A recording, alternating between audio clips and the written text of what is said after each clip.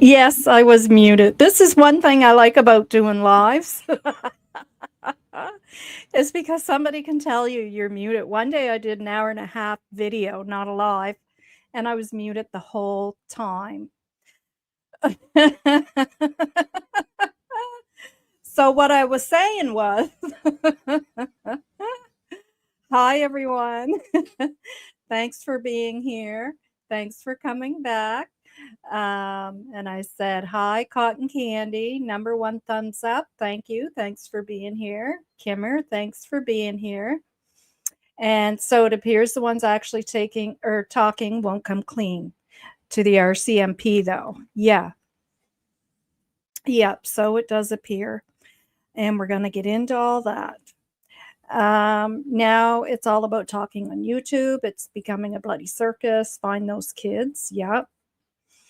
Nova, are you muted? Not anymore. Yeah, I can laugh at myself. That's one good thing.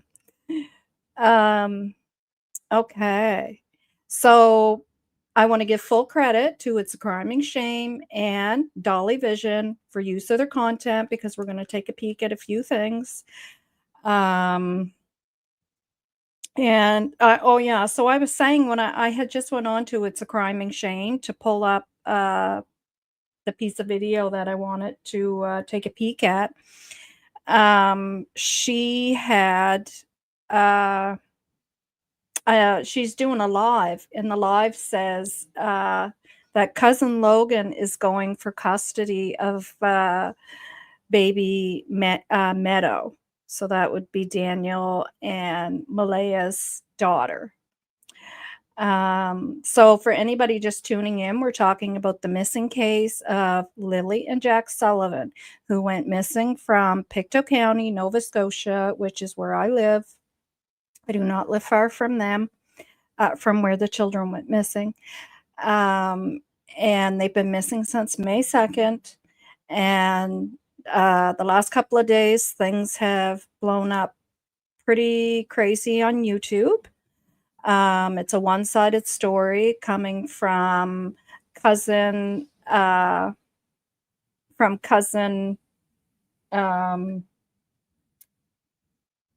Derwood.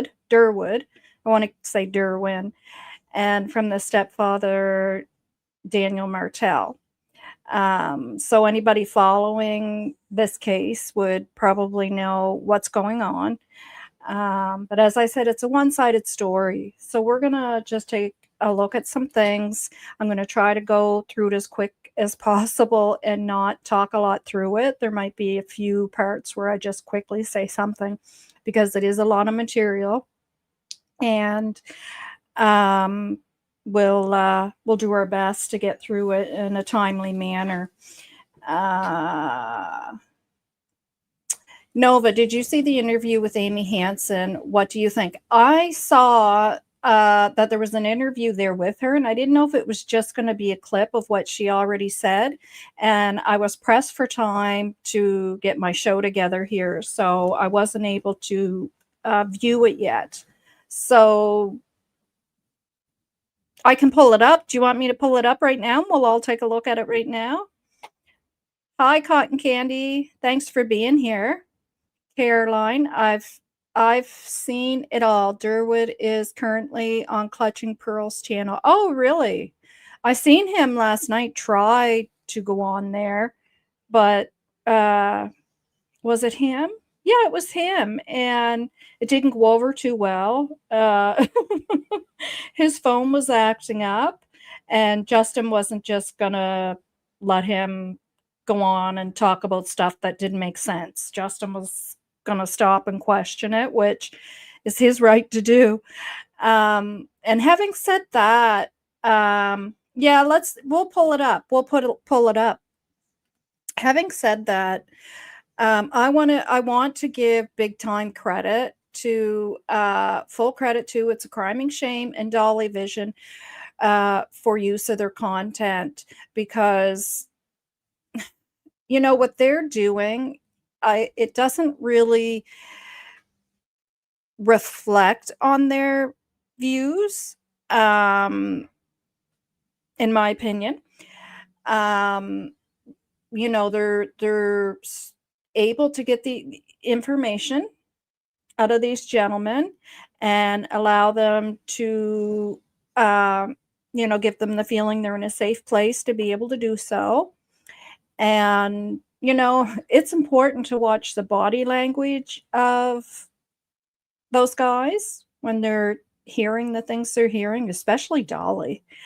I mean, there's a couple of times I could tell Dolly was just like, you can see the body language. And it's when a man doesn't like what he's hearing another man saying, because it's not the way he himself as a man would think towards how to treat a woman or children.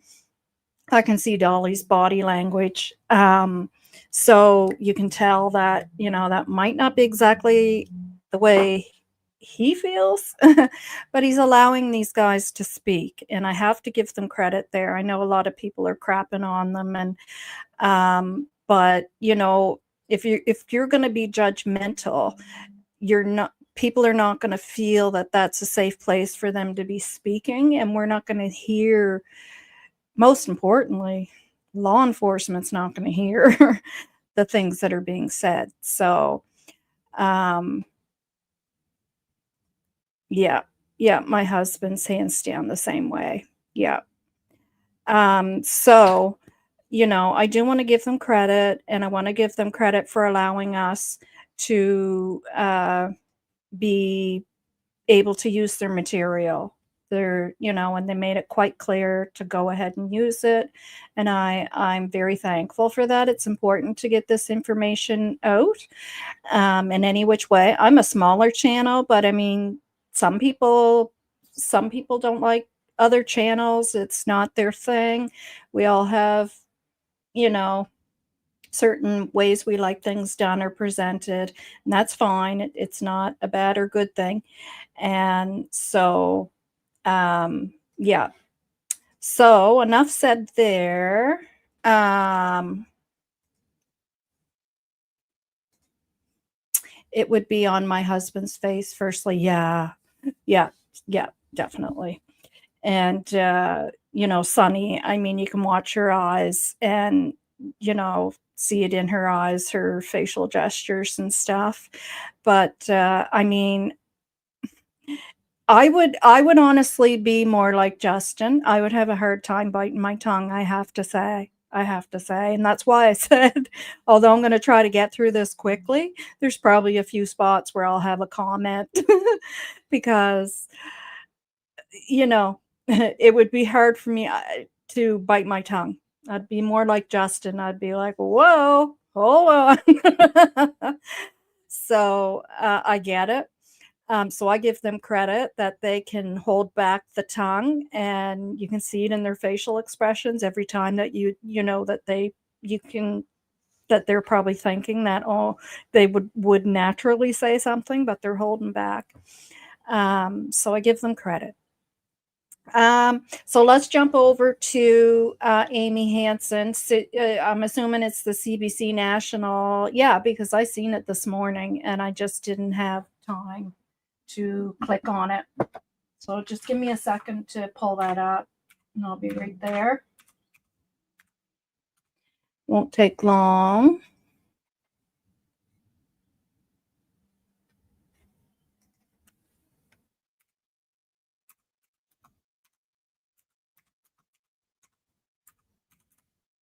Oops.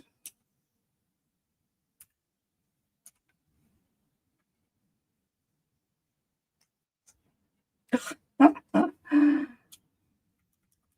don't know what that is, but that's not what I'm looking for.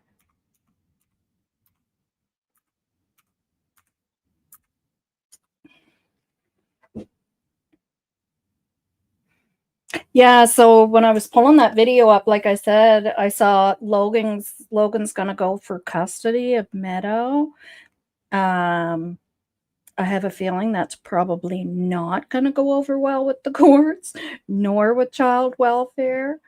But do we honestly know for 100% that that poor baby is with child welfare. I have some other thoughts on all of this, and we are going to get into it. And you guys can share your thoughts as well. So I did find it there. So let me just present.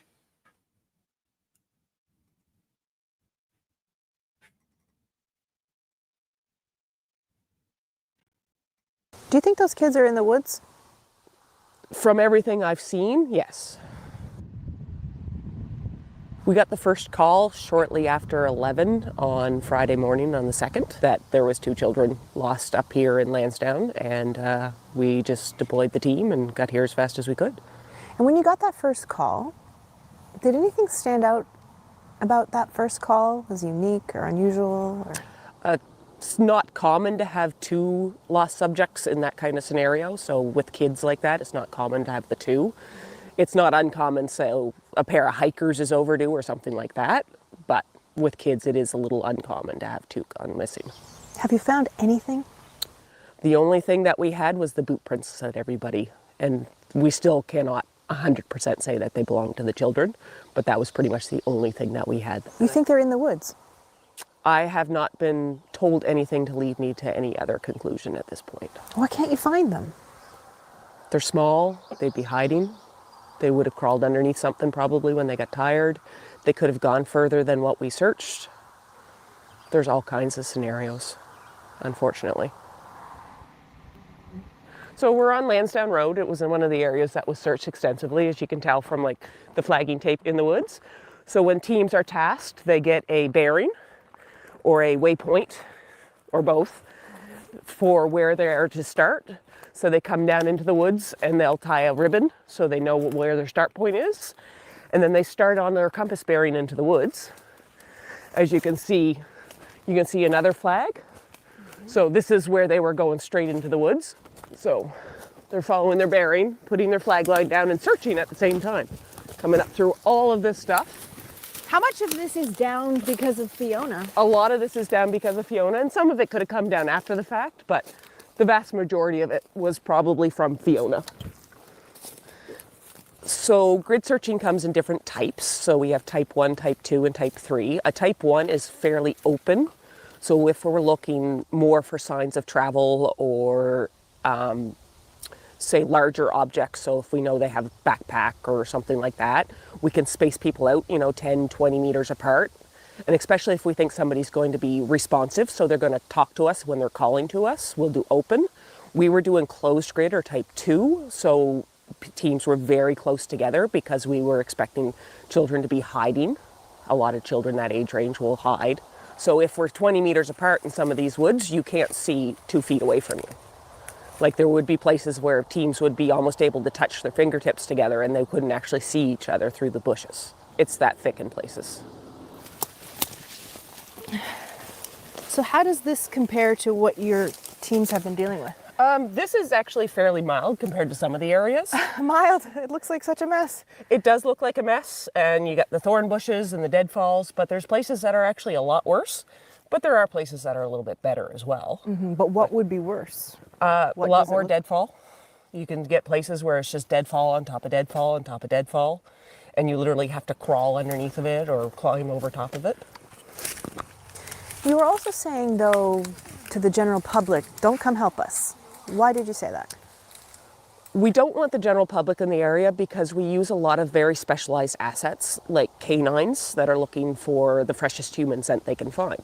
So if we have somebody from the public go through an area and we don't know, but we were deliberately waiting to send a canine into that area, that canine could get on the track from that person, and then we've just wasted that resource because once that dog's probably done its track, they're probably exhausted and can't go out and do anything else. And same as drones, if we're flying a drone over the area and we get a heat signature from somebody in an area and we can't identify who or what it is, then we have to send GSAR resources in or police resources to confirm who that is. And in the same breath, a lot of it comes down to training. So our people are trained to look for the little things, the footprints, the pieces of clothing that are discarded, the broken branches, the spots where somebody might have crawled in underneath something and had a nap or something like that. So they're very clue sensitive is what we call it. They're clue finders. So we're not just looking for the 2 children, we're looking for all the evidence of them going through the area, which is a big part of what we do. So when the boot print was found, we told the team just to send us the coordinates. We got a picture. Yeah, it looks like a children's rubber boot print, which is what we were looking for. Conversed with the incident commander. Yeah, we're going to send. We sent an RCMP K9 in first. Then we sent human tracking teams, so like man trackers. So we have some members that have been trained to do tracking themselves. We sent them in and we did some grid searching in the area to see, just to follow up. And then the RCMP forensics unit went in and did actually a cast of the boot print. We did investigate a few wells and mine shafts. The teams came across them in the woods, so they would look in them as best they could. There was one mine shaft we actually ended up flying a drone into to see if there was any sign of anything going in there, because it wasn't safe to send the people in. And there was no sign of any disturbance or anything inside the mine shaft. So I know they're still doing investigation. Anytime a tip comes in, they follow right up on it. So. Do you feel it's been searched as well as it can be searched? What has been searched very well. Very extensive. With over 12,000 hours put in on the search. It's pretty much unheard of in this province. All searches are hard unless we have a good ending, obviously, but some hit closer to home than others do. There was members that couldn't bring themselves to call the names, but other people on the team were, so it wasn't impeding the search effort, but because of personal reasons, they couldn't actually physically call for the names themselves. They just couldn't say the words? They couldn't get it out, no, for whatever reason they had. And there was people coming to the end of it that, whether it was physically, they were just exhausted, or mentally exhausted, that couldn't return to the search area as well. So we saw a little bit lower numbers on some of the revisit searches that we did with some of the teams. For that first weekend search, after, the searches scaled back on May 7th, yeah, what were you told when you got that call? Like, why were you going back? It was actually a conversation. I was meeting with major crimes on a regular basis, going through the paperwork from the search and showing them what was covered and what wasn't covered. And it was actually a conversation had between us that, yeah, there's some areas that we would like to go in and get covered off, either better or new areas that we said, well, there's a possibility, so we want to just go search those areas as well. So it's not uncommon for us to go back to a search if we haven't found something. What prompted then the second weekend search? Basically the same thing, just more areas that we really wanted to see get covered and just expand out on what we had done. So just to be clear, it was not as a result of the new information? It was not, no. I think it gave some people in the public hope. Yes. Like, oh, maybe they found something there in that area they're looking. Yeah. It wasn't that. It was not. So it was just that we wanted to extend out our search area and cover off areas. Most of these people, they're all volunteers. They just want to find the kids and bring them home. So they're more than willing to keep coming back and keep searching. Unfortunately, at this point, unless something comes up, we're probably not going to be back. But that being said, somebody could find something that brings us back. Children just bring out the best in people when we're in a situation like this. Everybody just wants to come and do everything they can.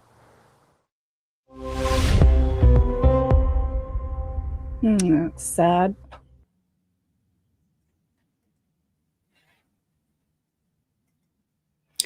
When I first read that, I thought it said constantly on Clutch Them Pearls. And now I see it says currently. Okay. So he gave it another try after last night. Maybe Justin today is just going to sit there and listen, but it's hard to bite your tongue with just when you feel something in your gut and in your heart. Yeah. So my thoughts, I agree, Kimmer. I appreciate her professionalism too, because when they had asked, in that first little clip that they put out in the beginning, and they said, do you think they could be in the woods? And she gave a long pause. You could tell she thought about how to answer that correctly and professionally, because how else is she going to answer it? She's not law enforcement. And so this time we saw the extended version where she said, I haven't been told anything else was. Well, what an awesome way to answer that question, because she wouldn't be, right? her part of it is to search and to think that they are there to continue, because that's why you would continue to search and search and search. The other part of it is law enforcement. So, yeah, I agree. Yeah, no scent found. Yeah. Okay, so let's move on quickly because and I'm sorry, Carolyn, I misunderstood that when I read it the first time. So I didn't realize Justin was on now. I knew It's a Crime and Shame is on, because when I went to pull some stuff off her channel, I saw the headline there about Logan going for uh custody of the baby Meadow. Yeah. Okay, so let's head over to Sunny just quickly. There's one thing we're going to listen to. We're going to read, just take a quick look at a text, and then we're going to listen to Derwood and get through that quickly. And and it's not that I'm promoting, like, okay, so what I want to say is nothing stated by Derwood nor Daniel reflect on how I feel or my opinion at all. Okay, so um, after we listen to it, and then we're gonna head over to Dolly, and I cut some stuff out of Dolly's to try to shorten the video, and we'll pull some stuff out of that as well.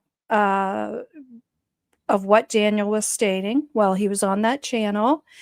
And then we'll talk about sorry, was 15 hours ago, was just watching. Oh, yeah, yeah. I was going to say, I didn't think he would go back there. That's fine. But yeah, because Justin can't bite his tongue. Justin's like, wait a minute, that doesn't make sense. Which I would be the same way. I have to be honest. Yeah, because I'm just a no nonsense type personality. I'm going to stop you in your tracks once the BS starts, and that's Justin seems the same way.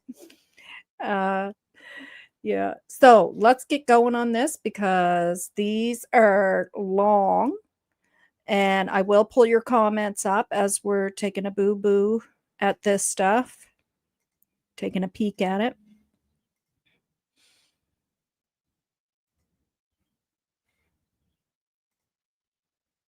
Okay, so first, this lined up perfect because one of the things I wanted to read was one of the texts between Malehya.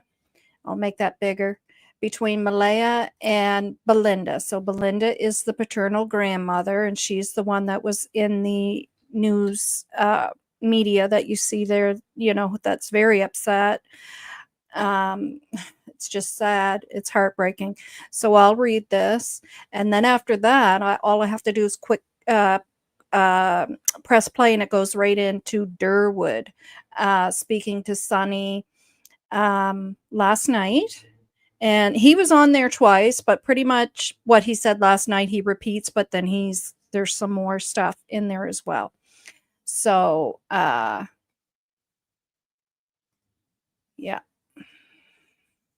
So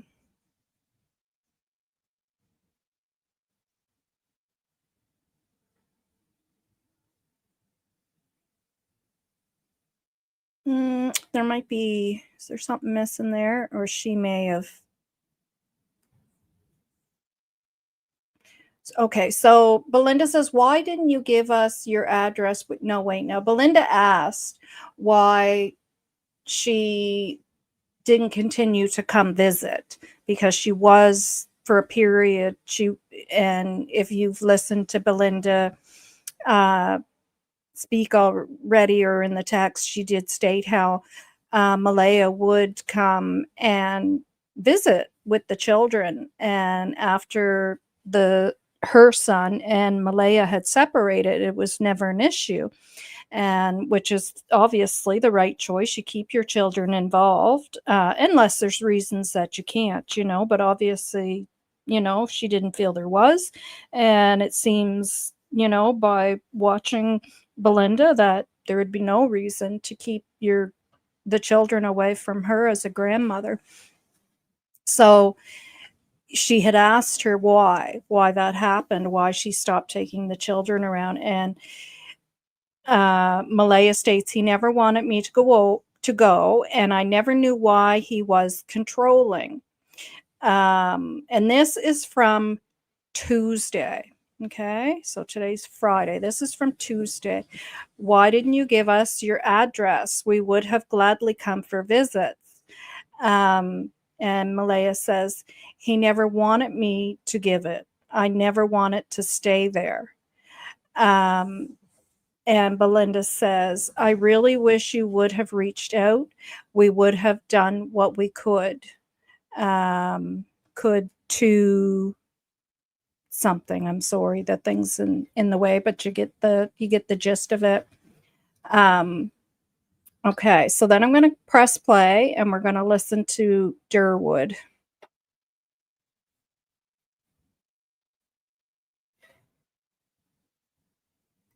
That picked the kids up at the side road, and that's the only way I know about it.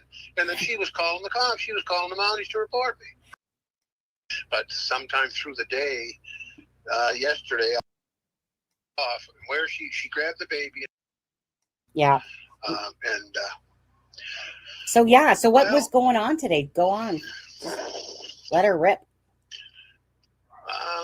Let me see, where do I start with this? The beginning. Okay, well, the beginning of the little bit of shit I caused when Malehya took off, where she grabbed the baby and took off from Cindy's place where she was supposed to be under 24-hour supervision by CPS, but not really by CPS, it was their rules.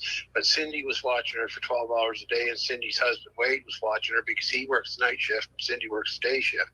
But sometime through the day, yesterday I was over talking to some of my people, and I think I might have triggered something by dropping a name that maybe got some people upset. And I think Malehya got a quick call saying that I think some people were pretty surprised that I dropped this name, and it's somebody I sort of suspect of being directly involved.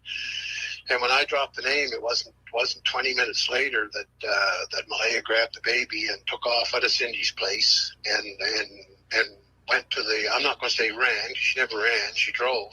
She drove to the, everybody's saying she ran, but she got in the car with the baby and took off, and went to the reserve in Shubenacadie, and she's there with her family now.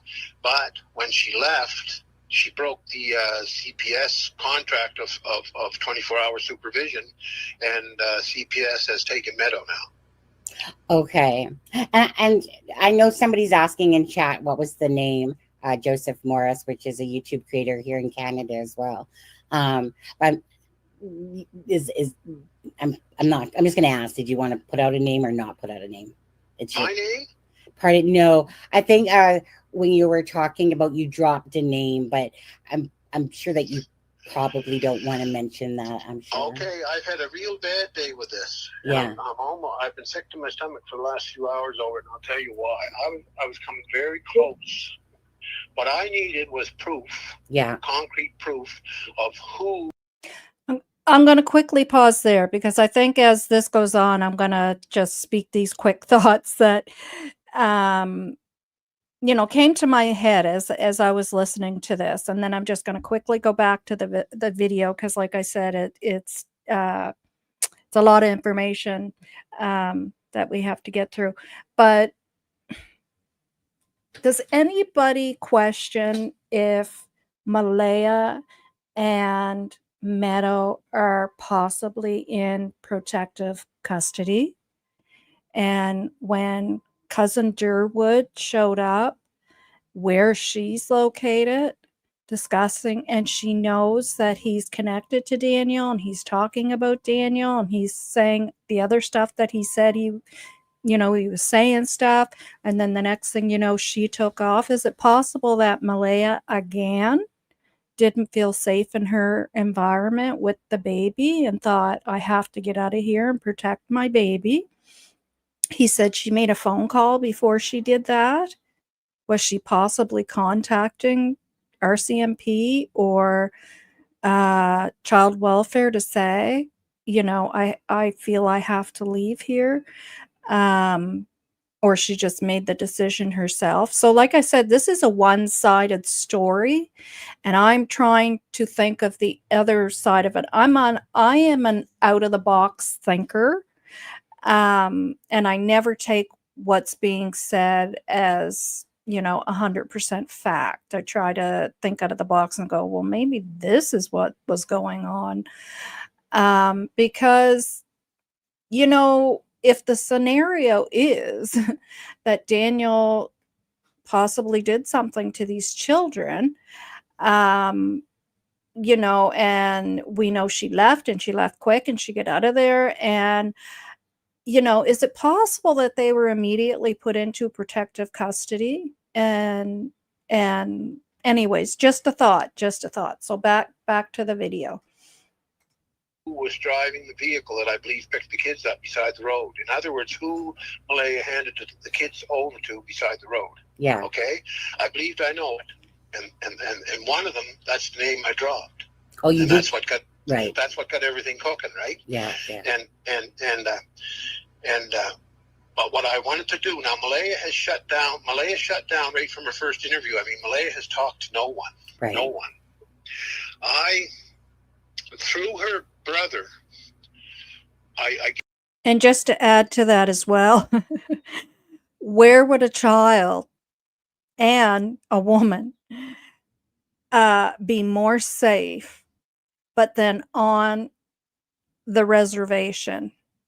Because I don't know what that reservation is like, but I can tell you our reservation here, our native reservation, anybody that goes into that reservation, it's known that you come in. I mean, they already watch, as they should, into their community. Anybody coming in, they're watching like a hawk. And they would be so protected on that reservation. Daniel wouldn't be going near there. That's a definite. So just again, just as a thought, I can tell you, in my opinion, they would be so well protected there. If she did have to run somewhere, that would be the place to run for protection, to stay protected.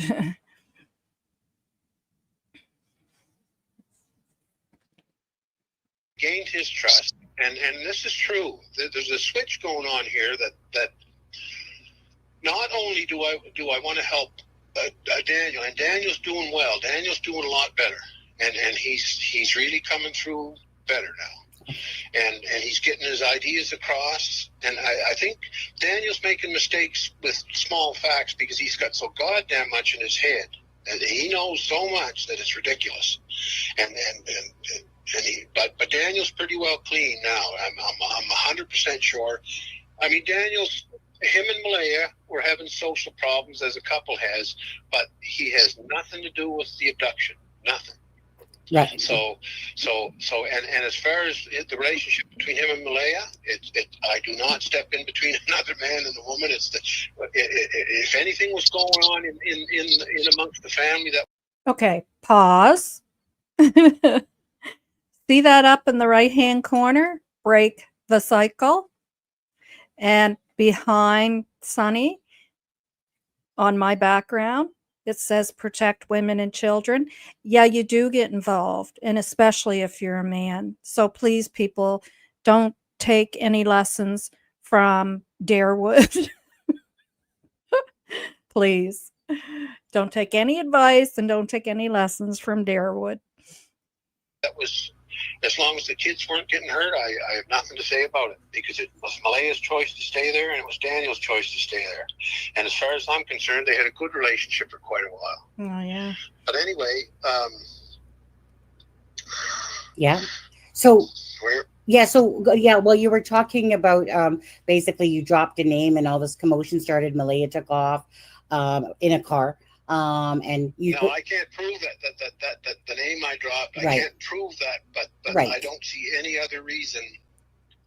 Mhm. You know, and Is by this the way, a the relative? person, Go ahead. yes, Hayden, the half brother, Oh, the Hayden. yeah. Mm. And he's a nice little fella. He's not a bad little fella at all. He's pretty Oh, mixed yeah. up. Like Yeah, he's got a he's lot of involved feelings too.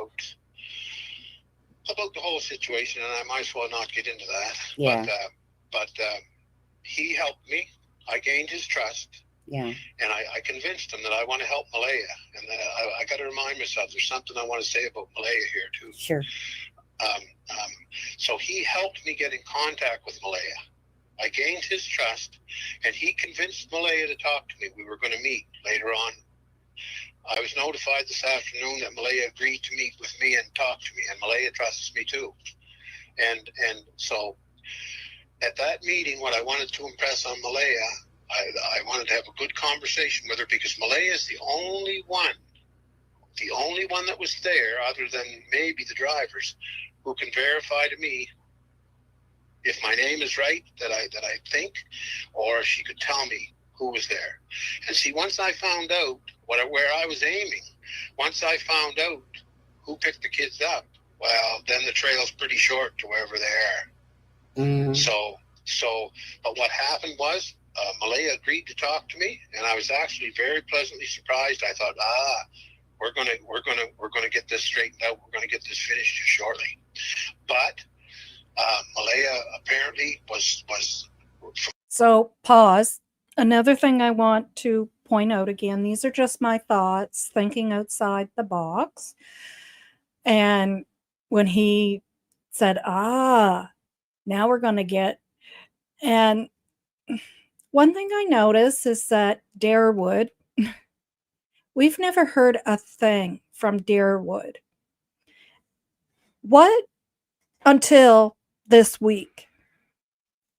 And there's only one thing that changed this week.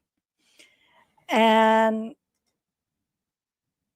I agree. Yeah. Yeah. And so, okay, he can't prove it. I get that, but at least give the RCMP the name. Yes. But as you said above, he's the Mr. Know-it-all. And I mean, to me, that's very apparent. If you're not going to share information with RCMP on a missing children's case, because you don't want them to scare the people off, he's got another motive. Sorry if I sound bitter. Maybe I woke up. No, you don't sound bitter. I probably sound bitter. But I just find it ironic that the reward came out this week. Now, there was already chatter that this reward was coming. And I'm sure he would have heard about it because he's family. And he was obviously around the house because he's saying he was there that day. And now all of a sudden he's on the case and he's getting her all figured out, boys. Derwood's on the case. Anyways, in my opinion. So let's go back. From what I understand, she was starting to get ready. She told her family on the reservation are the Brookses. That's where her Brooks name comes in. Yeah. And they're a good bunch of people. They're natives, and they're a good bunch of people. I believe they're Micmac, and they love Malehya, and they want to watch out for Malehya, and she's in a good, safe spot with them. That's for sure. But they advised her. They were worried about her talking to me, so they strongly advised her. They convinced her to change her mind and not talk to me. So see, that lost my connection to try to find whoever was in the pickup vehicle. So I'm sort of at a loss right now as what to try next. And I think I'm almost going to have to just give up and listen for a while. This is getting hard on my family a little bit. There's a lot of people jerking around down here. Yeah. But I'm not scared of them if I was getting somewhere. But I think it's at a dead end right now that all I can do is maybe, like I say, if you want to learn something, the best way to learn is not be talking. The best way to learn is sometimes shut your mouth and listen. So I think I'm going to go into a phase for a little while here where I just shut up and listen. Yeah. Well, that's very disappointing because, I mean, it seems like she's easily swayed by others. You know. Yep. So. Please, you're hitting the nail on the head, and you're reminding me the most important thing I want to say, and that I want people to hear. Please listen to this clearly, because I talked to that Justin guy, and I wasn't getting my points across properly at all. And I talked to this.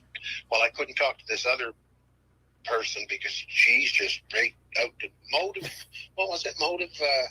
Motive means and something. Yeah, don't know. Well, she's totally whacked. Then that one. That's the one that's going to report me to the Mountie.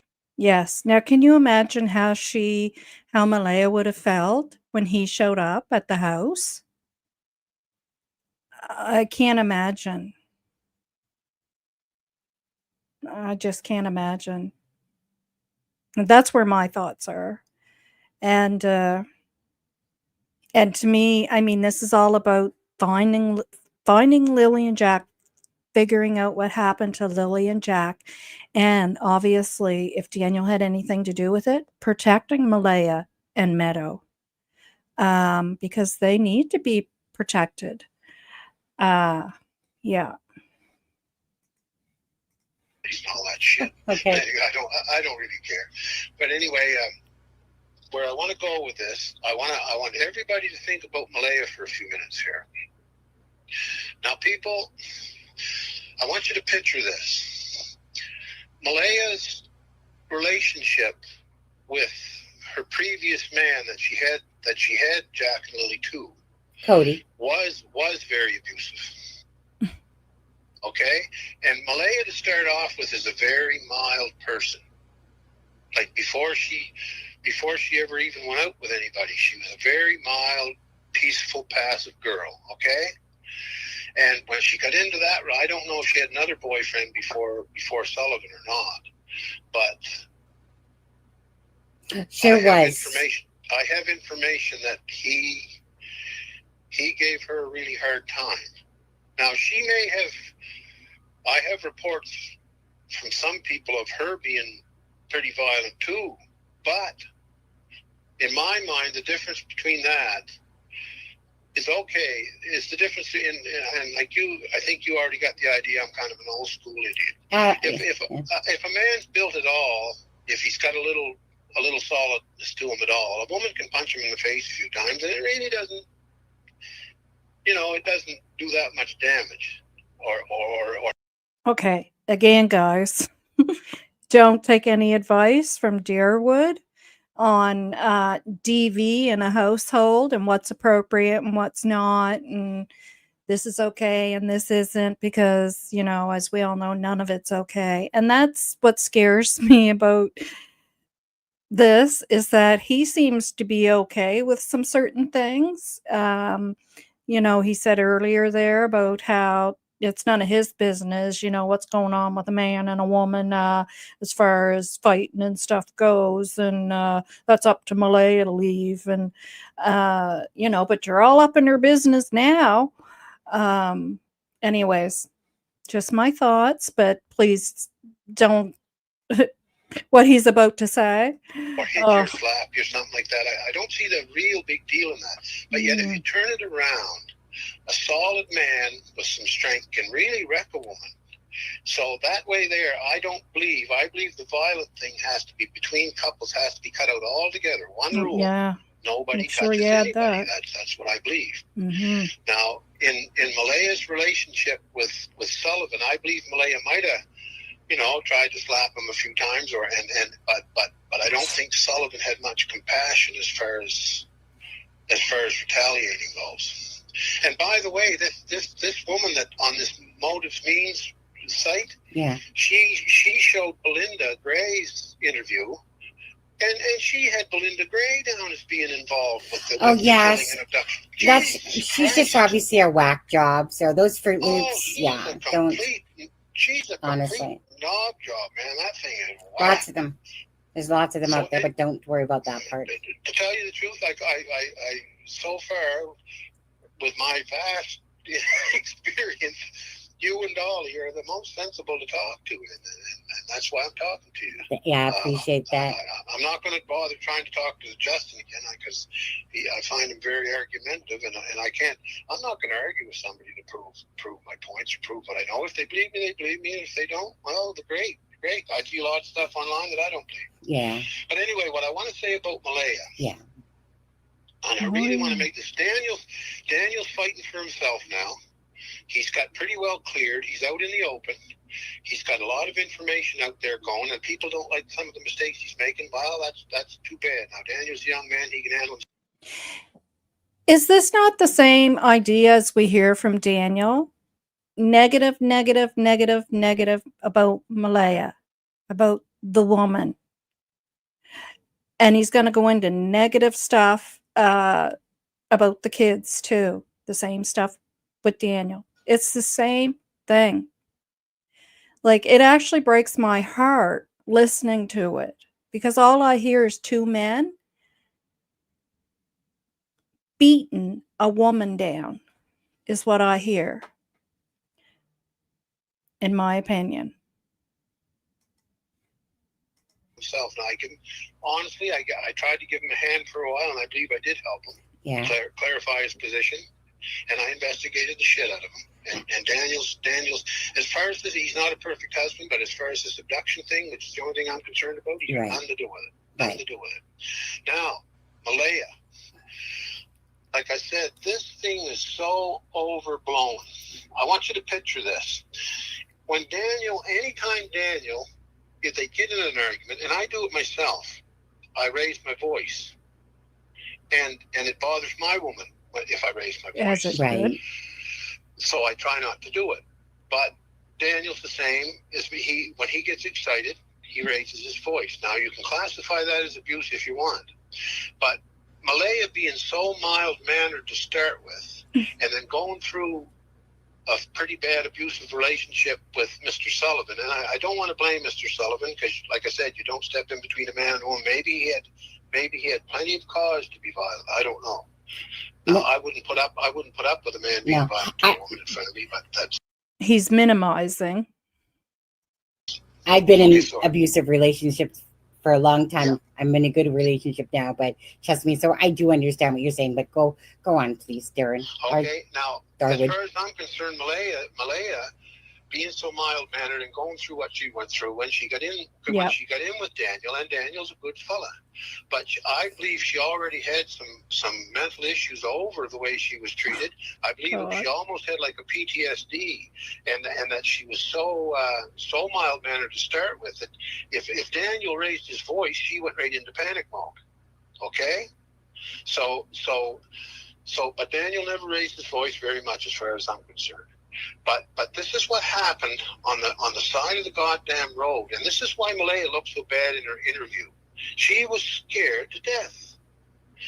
Now, she wanted out of there, and she made a plan to get out of there, but there was other people sort of told it. Like I said, she bitched to the family and told them that she wanted out of there, and she was, the last couple of... I didn't hear him say that before. I missed that. She bitched to the family. Oh. A little while they were having a hard time, and I found this out that Malehya's income was frozen for quite a while and seized somehow, and I don't know the particulars of that, but Malehya I don't think had any money coming in for quite a little while, so they were living on Daniel's unemployment, and they were fine. So when the financial hardship started adding to her postpartum depression with the baby, and then adding to her mild nature, and then adding to maybe some PTSD from the things just got too much between them. So Kimmer. She made up her mind to leave, but she was scared. The reason what happened here is she tried to sneak out of there because she didn't want Daniel to get upset. She was scared to death of him getting upset. And that's why she did it early in the morning. That's why she snuck the two kids out. What she planned to do was sneak the two kids out to the side of the road, get them in a vehicle, and then take off down the road. And then she planned, because Daniel was still sleeping, then she planned on going, I'm sure of this now, but I can't 100% verify it. And this is some of the stuff that I was going to verify with my meeting with Malehya if it just would have kept going. I'm sure she was going to go back into the place, pick up the baby, come out, and then her and the baby would be gone while Daniel was sleeping. So she'd avoid Daniel raising his voice, because Daniel certainly loved her and certainly would not want them to go. And what happened was the ones that Malehya was involved with, they're actually not. They're parts. A couple of them are part her family members. Don't forget, she has another aspect to her partial family members, like half brothers and half sisters, and I believe Malehya was complaining to them a little bit, and I believe they were taking it more seriously. Do you know how, you get in a little group and somebody tells a story. Yeah. Well, next thing you know, it's repeated, and then it gets bigger and bigger and bigger as it goes around the circle. Well, I believe that's what happened. I believe her and a couple of her relatives and a couple. Again, minimizing. So, she's speaking of abuse, but it just blew out of proportion, because it's like, that game that you played when you were a kid. Or it is what it is, Dagwood or Derwood. A couple other of her close friends talked this all over, and they got so excited that they made up their mind they were going to help Malehya get the hell out of there. And then the sort of the plan was triggered, and Malehya, being so mild-mannered that she was scared to death to do it, but she gathered up the courage to bail. And where it failed, and people say, why didn't Malehya just leave? Well, she was trying to leave. And what happened was, out on the side of the road early in the morning, she shuffled the kids off. And Janie, she didn't know Janie was home at the time. And Janie was sleeping in the trailer, and Janie heard whatever she heard. I think the dog barked a couple times, and I think she heard a car, and I think she heard somebody talk. And see, Malehya she wasn't supposed to be home right then. She was supposed to be somewhere else. So Janie, Daniel's mother, heard this and came out. And here's Malehya standing on the side of the road with her phone going, and it startled the shit out of Malehya, because Janie walked right up behind her and said, Malehya, what are you doing? I think Janie missed that car by about 30 seconds. Right. That's yeah. So that's where the plan fell apart. That's where the plan of her just bailing. She tried to bail, and she was so scared. The exact words I understand were said from Janie said to Malehya, if I'm wrong, I'm damned. But and by the way, if Janie wants to contact me and tell me that I'm wrong or give me shit, I certainly will take it. I'll take. Well, you probably should have checked with her before you speak for her. I've got this from a couple of people. Well, I'll tell you who I got this from. I got it from Daniel, and I got it from Logan, and those are the only other two that I could cross-check. A couple of good resources there. And so she looked couple at of good sources, Malehya, and Malehya looked very guilty, because it kind of startled her, because Janie wasn't supposed to be there. And Janie said to Malehya, "What did you do?" Now, I think Janie knew that the kids sent out on a drive, but I don't think she knew what else to say or what else to do. And then, that's when Daniel came out. So that's why Daniel doesn't know just exactly what happened, because first Malehya started, she panicked, and this is all it was. She panicked, and she said abduction. I think somebody took the kids. Daniel went. Okay, so I think we're going to leave that there at that. So that's the story. That's one side of the story, that Derwood and Daniel. So basically, Malehya faked abuse. She wasn't abused. She was faking it. And then when she faked it to people and asked for help. And the other thing is, guys, an article come out today from the Globe and Mail, I think it is. I actually have it here, but we're going to run out of time, so I want to move on quickly. But basically, the article says that it's confirmed that child welfare had been at the house a few months ago regarding the kids. The school had contacted them, and they were concerned about the kids' delay, growth and development, and whatnot. So we have Malehya reaching out to her family to get out of there. You know, faking, and I'm air quotes, abuse, and the school has concerns. We have 2 kids now missing. We have the grandmother saying that Malehya, would never hurt those children. She was very gentle with them. So we know she, doesn't have any kind of history like that. Daniel himself says, that because he says that's why they were so out of control. Same thing because she, wasn't a discipliner. Derwood says it himself that Malehya, Daniel said, and I don't think that was on here. That was on Dolly when he was talking to Dolly, and that was one of the times I could see Dolly's body language about how Malehya, didn't believe in corporal punishment, but Daniel did. So again, but she, felt there was abuse. And and and not only that, Daniel is a step parent, not even by marriage. And I can tell you because my husband now, we've been together for 20 years, maybe just over 20 years. And when he came into my life, my children were 7 and 8.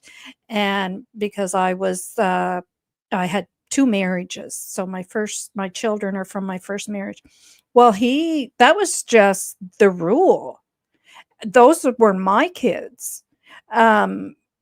He followed my lead, and he knew that they didn't get spankings. So, and if there ever was an issue, like if I was at work and he was doing the step parenting role and there was ever an issue, if it was something that had to be dealt with immediately, they were going to get hurt or whatever. But outside of that, if it was something like, they got in trouble at school for, whatever, I would deal with those things, but they were never, ever, ever, ever to be touched. And he knew that, and he never did. They're grown up now. They're 30 and 31, or 29 and 30, sorry. But, no, if that's her rule with her children and you're the stepfather coming into their life, you follow her lead. And when you love a woman, that's how you act. That's how you behave. Like I said, I I give these guys credit for being able to sit there and bite their tongues on this and allow these guys to speak, because unlike myself, and as we now know, Justin too, it's hard to do. I couldn't.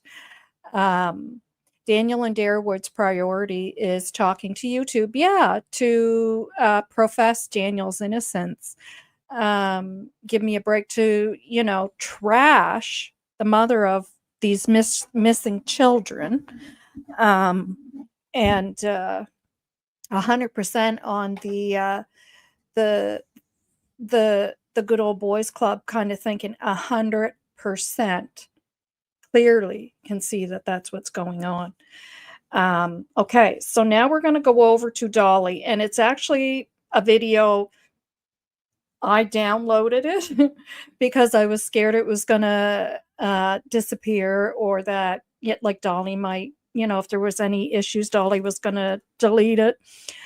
And he had it on members for quite a while, but he did give permission for us to use it. So, like other creators. So, while it was still on members, I downloaded it, or recorded it, I should say. And so I'm going to pull the recording I did, and then I shortened some of it and just took out some stuff that didn't, like, it's not anything to do with Daniel, but it's just stuff in between, like him waiting for Daniel's reply, because at first it was a bit of a crap show because he has such a busy chat, that he couldn't find Daniel's responses. So he was in, Daniel Martell was in Dolly Vision's chat, and so that's why I'm saying full credit to It's a Crime and Shame and Dolly Vision for fair use of their content. And yeah, so then he ended up having to make Daniel a mod and put it on members only to cut down on the traffic in the chat so that he could actually find him. So, okay, so we'll pull that up. And there is more there with Derwood, if you haven't seen it yet, on It's a Crime and Shame, and you can see it in down bottom there in my stream, the name. You can go there to check it out. And another thing, guys, while I'm looking for this, I did post it in the community. If you're not aware, there is a $150,000 reward now to locate Jack and Lily, or for information of where they may be, or any information you have. So I will put the numbers up at the end of the show here.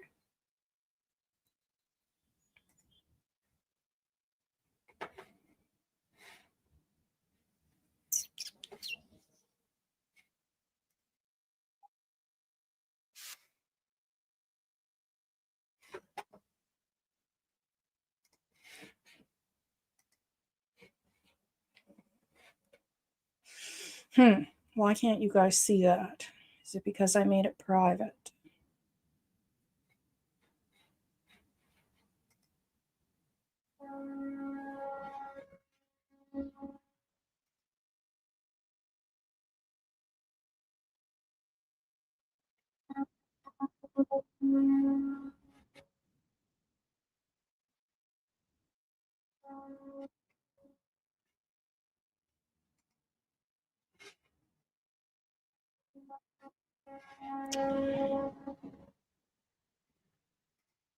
Okay, I have to try to go into YouTube a different way because it's not allowing me to see it from there.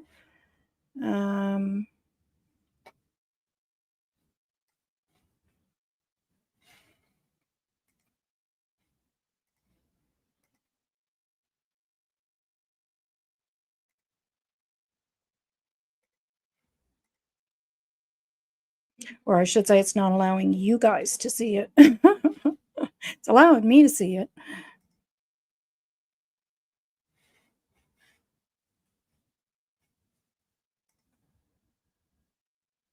No, don't take me over to studio.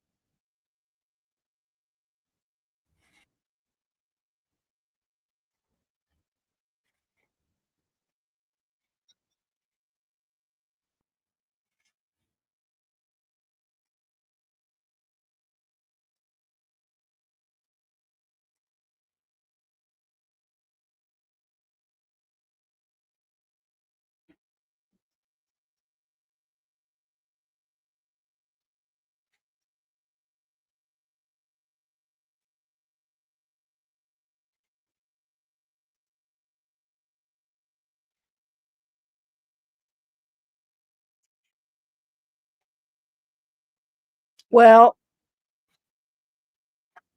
can you guys hear that?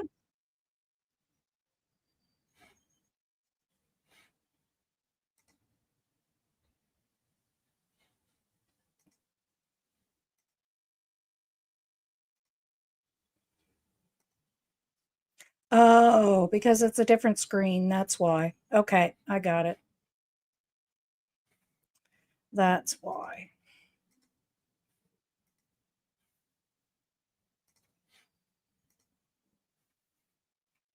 It opens up on a different screen, so it It wouldn't come up on there. Okay, so here we go. Some of these suspicions we have. Dolly, Daniel, make be here. Okay, give me 1 second. I will take phone calls soon. I usually talk for an hour and then I open up the phone lines. That's usually how I do it. And I'm at 52 minutes right now. So my intro to my show of what I talk about is usually for an hour. And then usually I let you guys take over on the phone lines. Spam him. Okay, don't spam me. Because if something important going on in the chat that I missed. That buffering does stop. Open lines, Daniel wants to talk. Is it, how do we know it's Daniel? Okay, let's open it. I'll open the phone lines. Let's do it. Can you guys hear that now? All right, give me a second. Let me put the phone line number on the screen for you. Nobody call in. If Daniel's in the room and that's really Daniel, let Daniel call in because maybe he can clear up some of these suspicions we have. Dolly, Daniel, make be here. Okay, give me 1 second.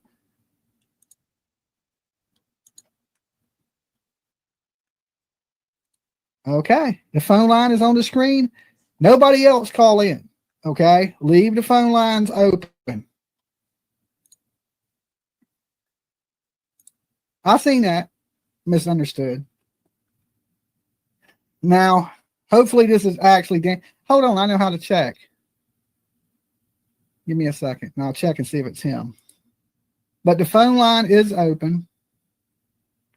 I just got to find his name in the chat.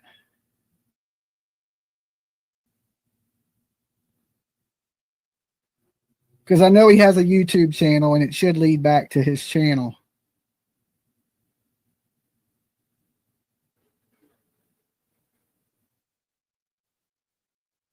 All right, I'm looking.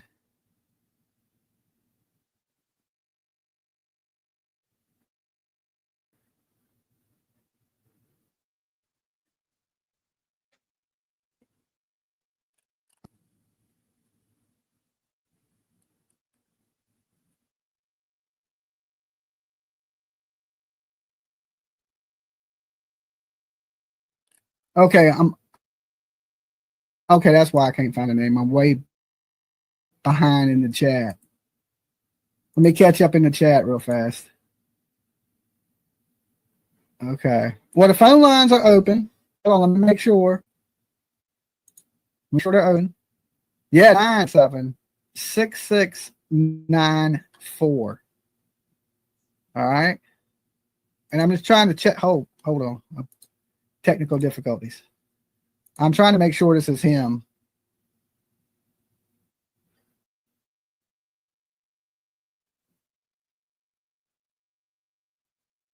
Let's see. Or if it's somebody that just created an account, you know how that goes. There's a lot of people that troll.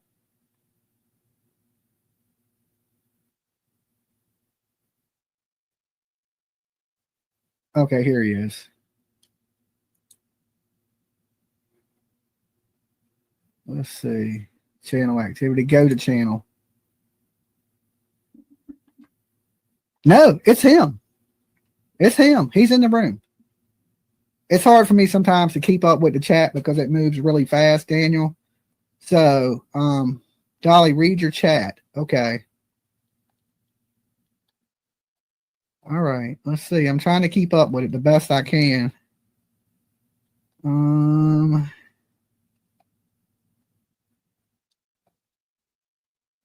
Okay.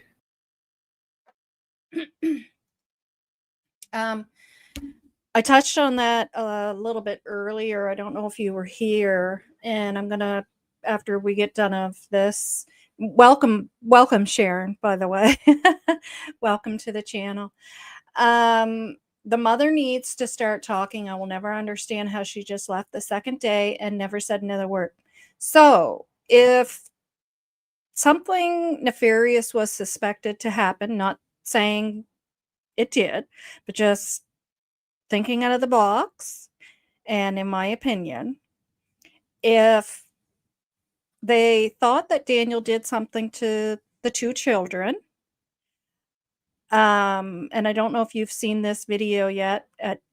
Dolly's. If you didn't, you're gonna learn some stuff here. If there was DV going on and they thought that those children were unalive, do you think it's possible that her and the baby were put into protective custody? Just a thought. Just think about that. So, and we'll go back to the video.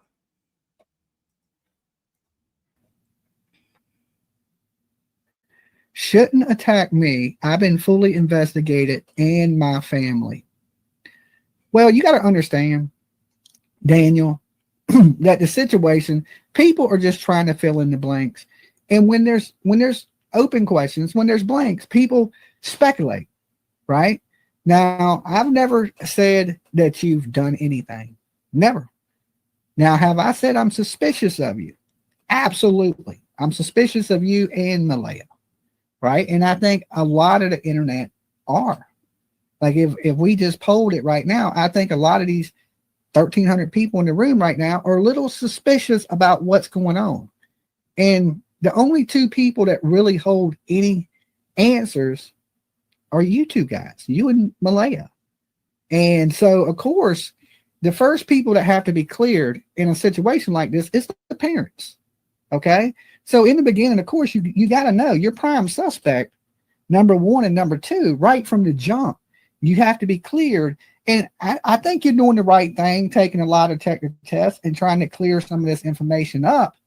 But there's still inconsistencies in what's going on and why in a situation like this, Daniel. And this is usually tragedy brings people together. What is going on in your relationship with Malehya that would lead her to just packing up and leaving? There's a lot of allegations that there may be some drug use. You know, there's allegations coming from the grandmother that the house was unkept. You know, and we don't know. So when we don't know, it makes a lot of people guess to what's going on. And, you know, I'm sure everybody's not right. And I think you guys hold the answers Daniel, to it's this. about those babies, not you. Too many open ends and stories not adding up. Yeah. And I mean, and we'll give you an opportunity to speak your mind here, you know, and I'm not going to sugarcoat, you know, my suspicion of you. You know, I'm definitely not going to do that. But I will give you the opportunity to maybe explain some of it to me. I would like to know what happened the day before Jack and Lily went missing, because y'all never mention that. You don't mention, and y'all don't mention giving the kids baths. Y'all mention giving the kids dinner, brushing their teeth, putting them to bed. It's like y'all start the story, but there's so many open ends to it. And it don't make a lot of sense to me, because it seems like you and Malehya would come together for the benefit of these kids, but yet y'all have splintered. And that, to me, that's like, listen, I don't want to attack Malehya, but we have a lot of mothers in here right now. Okay. There's 1,300 people, Daniel. And a lot of these mothers say they wouldn't do this. They wouldn't handle it this way. Now, I'm not a woman. You ain't a woman. I can't tell you how a woman's going to act. If I could figure one out, I'd be amazed, right? It's hard to figure women out. But why is she doing what she's doing? Is she going through postpartum depression? Like a lot of people are speculating that she's been depressed. Was y'all on the rocks and she was trying to get out? You know, because there's a lot of people alleging a lot of things. And I guess the more you come out and speak and clear up the relationship of what's going on, I think the more information we got, the less we have to speculate. That's what I'm trying to say. She's in too deep. Oh God, this chat is moving so fast.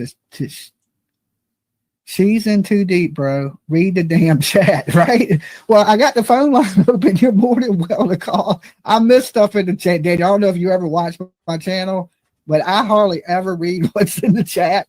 Daniel, not cool that she keeps your baby from you. And another thing, why have you lost custody of Meadow? Okay, I'm going to try to read the chat, everything in the chat now, okay? I'm gonna put it down here so I can read everything, and I'll try to. Dolly. I'll put it down here. Hello. Dolly, Yes. you got to pay attention to your chat. I know. I didn't realize I was just talking, and you know. Oh yeah, you way behind here. You're Okay. way behind. This is Lady Allen. Okay. All right, so He said that yeah, Malehya is Daniel's on the like run. totally chatting it up here with you in chat. He said that Malehya is on the run. That is crazy because that's what the other caller said. Okay. Yeah. Okay. Yeah. All right. And okay. He said Okay. that he doesn't want to call. He doesn't want to. And good question. I don't, sorry, I just took like an allergy attack. I was sneezing and had to put it on mute. Good question. I don't know how that works. Thank goodness I've never had to deal with anything like that. But you know, was she staying there? Some people said that she was. Some people said she wasn't. Maybe she was just there that day, because it seems there was a lot of family there that day. There was something going on that day, because there was quite a bit of family, by the sounds of what's being said, at the house that day. So something was going on. And perhaps she was just there that day. It seems to me, and I was kind of getting this feeling in the prior to any of this coming out, that it was like where she was trying to be kept quiet, because you know, you would hear, well, she's at her mother's, and then it would be, well, no, she's not, she's on the reservation, well, no, she's not, she's with her grandmother, well, no, she's not, she's so and that was what started to pique my interest then. Like, is she being kept in a secret location? You know, and nobody really knows where she is, which, I mean, you know, if DV is the circumstances and something nefarious was done to the children, then that, you know, I'm pretty sure would be the case. Hi, Susie. Welcome to the channel. Susie's channel, But First Coffee, guys, great channel as well. She has a lot of different stuff on her channel. And it's a great channel. It's a great channel.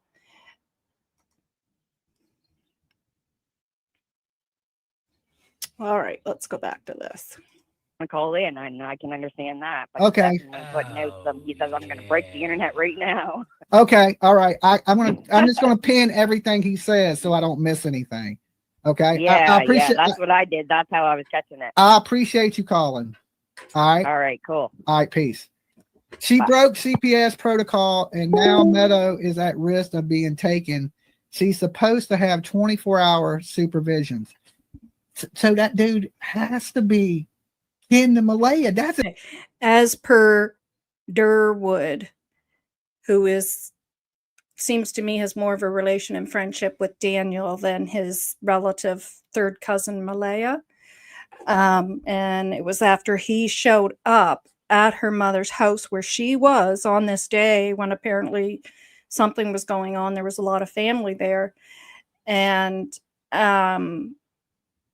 then he said she went right into a panic and took off with the baby. But I honestly, guys, in my gut, and even before that, felt that she's probably in protective custody, or there's something going on there. And I don't believe they took the baby, that child welfare came in and took the baby. I believe they're both in a protected place somewhere, unknown location. And like I said, if it is the reserve, that'd be the place to be, because the reservation, sorry, we call it the reserve here, but I know to some people that's insulting, but it's actually what they call it in Canada. but because nobody would ever get on, the entry into the reservation without anybody ever knowing. That's exactly what he said. And how did he know he took off? He said he was cousins with Patty or somebody. Supervised protocol is broken by CPS. Okay, I'm just gonna go through and pin his comments. I'm sorry I missed your stuff. I like I said, I usually wear glasses and I'm a little far away from the screen. So we heard this earlier today. I thought it was just, I didn't know if it was a troll or what, but the person called in and said, yeah, Malehya left her mom's house.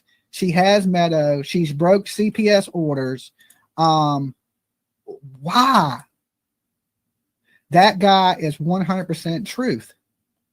Okay. All right. Damn. Okay. Because I was thinking he was telling the truth. I was like, because, he seemed to know things and he seemed to be pretty much on your side. I mean, he said that you was a good guy. He said that you didn't do drugs. He said that, Malehya is his family, but there's things going on in the family that he really can't say because family members were going to get mad at him. And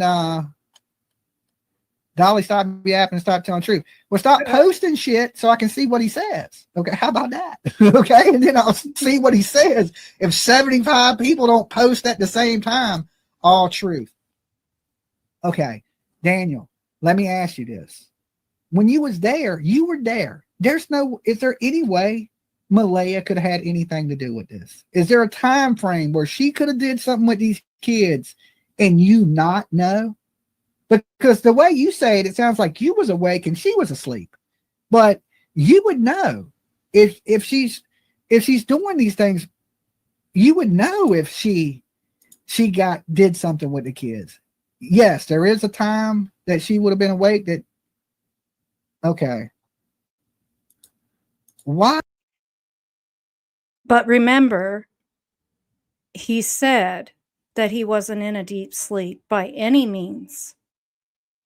But yet she was able to get up out of the bed, get the kids ready, those kids that are, very loud, so on and so forth, and get them out to the road and do all that while Daniel's in a very light sleep. Okay, so I'm just going to point some stuff out.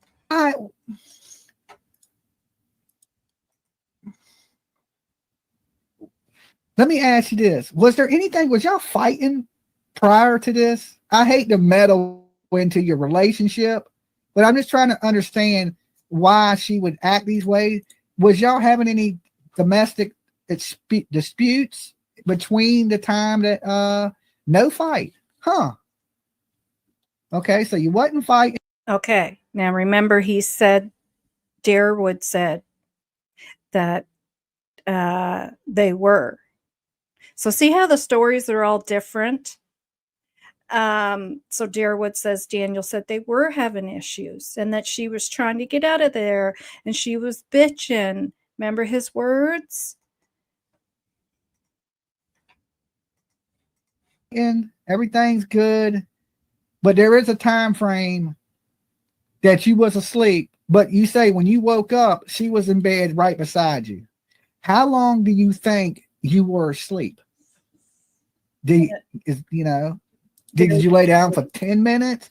Did you lay down for 2 hours and you woke up and she's beside you? Do you have any clue how long when you went to sleep after hearing Meadow in the kitchen and you went to sleep, how long do you think you were asleep? Meadow is our baby. She was never in the kitchen. That's what I mean. I mean, Lily was in the kitchen with Jack and you heard them. And then you laid back down and you went to sleep. When you woke up, you said Malehya was beside you. How long had you slept when you laid down? Okay, could she have woke up, got up, done something, laid back down in the bed with you is pretty much my question. Minutes, maybe 20. Does Malehya drive? Does she have a car? Is there any way she could have got up and you not notice her gone in maybe that 20 minutes that you was asleep? Please stop chatting and let Daniel chat. Yeah, guys, if you want to see what he says, give him a few minutes to reply, and that way we see his chat, because right now there's 1,500 people in the room. I don't have slow-mo on because I don't want to slow-mo him, and I don't want to miss what he's saying. Just quickly. Yeah, Susie, we're going to get into that. I can't figure out what she knows. It's not just what she knows.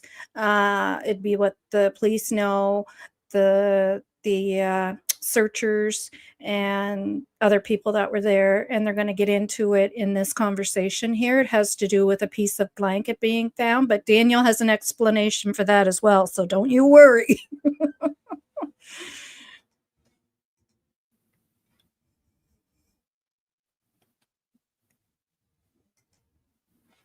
Daniel says he woke up when she got back into bed.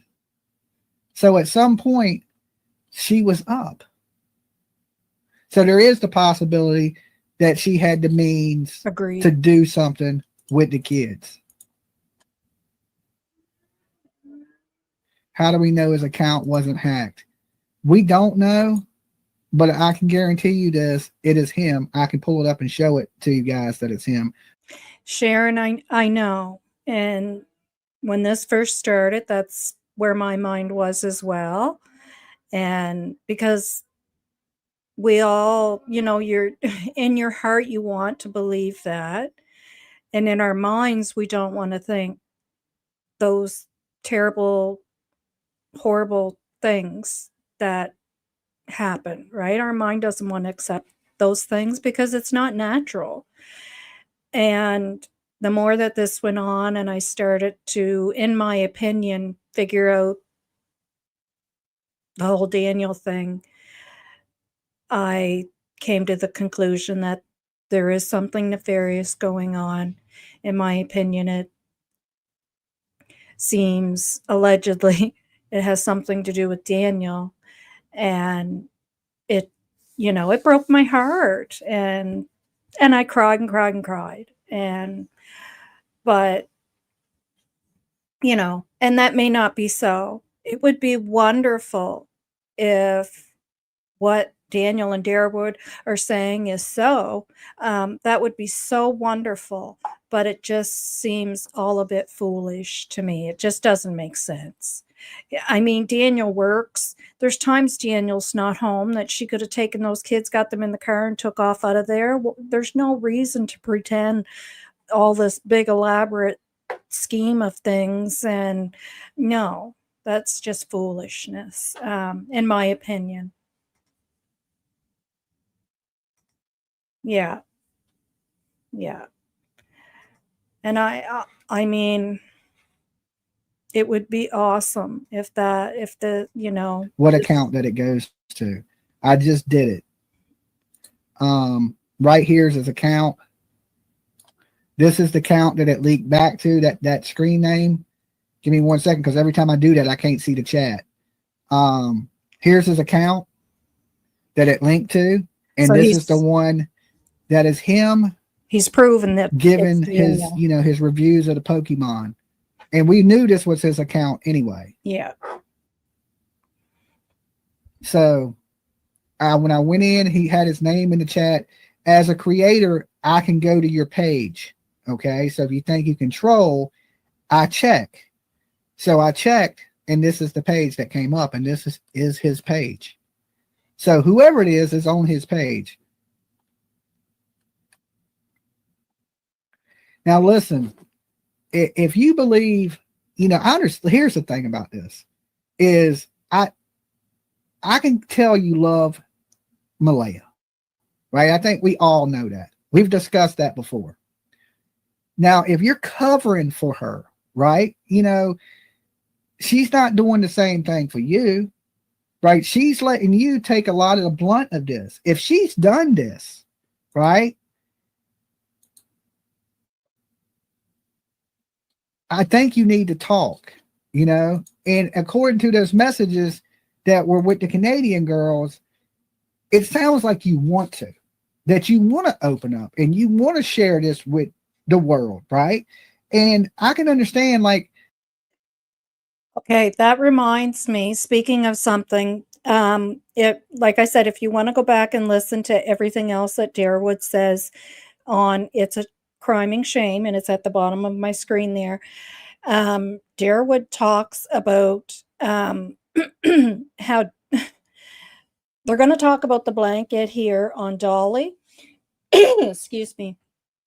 And then, of course, Derwood touched on it last night on It's a Criming Shame, and gives Daniel the excuse as to why Daniel lied about the blanket was because he was afraid that they were going to look at him as a suspect, that he's the one that did it. Well, actually, it's evidence that you did something, but you just reminded me of that, because if you also watch the text messages between Daniel and It's a Criming Shame, and between Daniel and the paternal grandmother, he constantly keeps saying how he doesn't lie. He doesn't lie. He always tells the truth. It's not in him. He says it so many times. I don't even know how many times. Like, it could be between 5 and 10. He said it over and over and over. But yet, when they find a piece of the child's blanket out in the woods, he has to lie and say, no, that's not Lily's. That's the proper time to lie. So just another thing I want to point out. So yeah, I don't know about how honest Daniel is. If you can't tell the truth during an investigation of 2 missing babies, when are you going to tell the truth? Really? Just a question. I wouldn't want to be in your situation where everybody thought that I done hurt some kids. Okay, it's probably a terrible place to be, and she's letting you go through this. I hate to say that. You may love her to death, but what she's doing to you is terrible. Bingo, Susie. I'm going to take heat for this. RCM will be on my back. Yeah. Right. I can understand that, Daniel. Listen, we don't want to get you in no trouble, right? But we just feel like you're holding back a little bit. Okay. Oh yeah. I can understand you love this woman with all your heart. I can. Like, guys, does any of this make any sense? Now, he just said to Dolly, I'm going to get in trouble for this. RCMP will be on my back, because he's on there talking to Dolly, putting Malehya down again. But yet, he's not concerned about RCMP being upset over him lying about a blanket that belongs to a child who's missing. Like, just put your thinking caps on, okay? And again, give credit to Dolly. His name's Jimmy, but people call him Dolly because it's Dolly Vision. I could have made that bigger for you. And It's a Criming Shame for getting him and cousin Derwood, which isn't his real name, to talk. Because this is all evidence for RCMP, because they watch all this. I'm a man. I know a broken-hearted man when I see one. I do. And I can understand it. You've been with this girl for 3 years, okay? Y'all have a beautiful child together, all this. And she's letting you take the heat like this, right? And you have said nothing but good things about her. That's how I know you love your woman, your wife, common law wife, and you have a beautiful child with her. And I can understand you don't want to destroy that. But at this point, I don't know if things can ever go back to the way they were. Much as you want that, I can understand that, right? Listen, I have a baby. Baby mama was crazy as shit, right? I've been in that situation. And I just don't know if was the text message true or false. I just know that it will be super hard. I'm not saying it's impossible to go back to what it was, but I I just don't know if that's going to happen, right? And I know you're battling with the mother. I called her today. She heard my voice. She hung up. Wow. And listen, 3 years, Daniel, 3 years. This one, and you have a daughter with her, right? 16, 19-month-old daughter. I'm not quite sure. How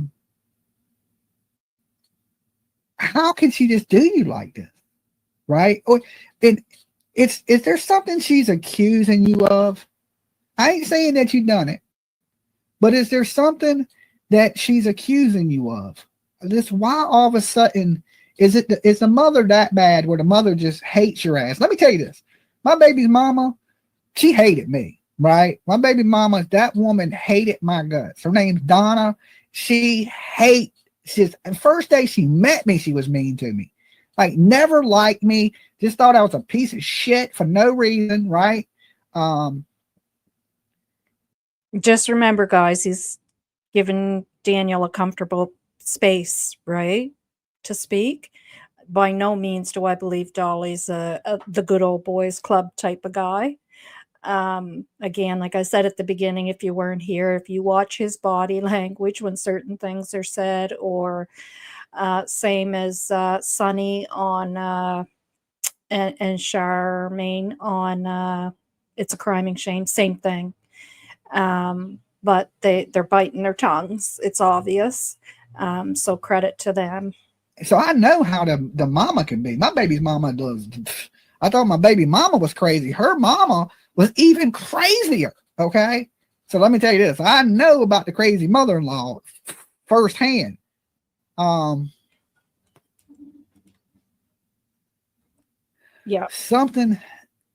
There's somewhere in the puzzle we're missing some pieces, though.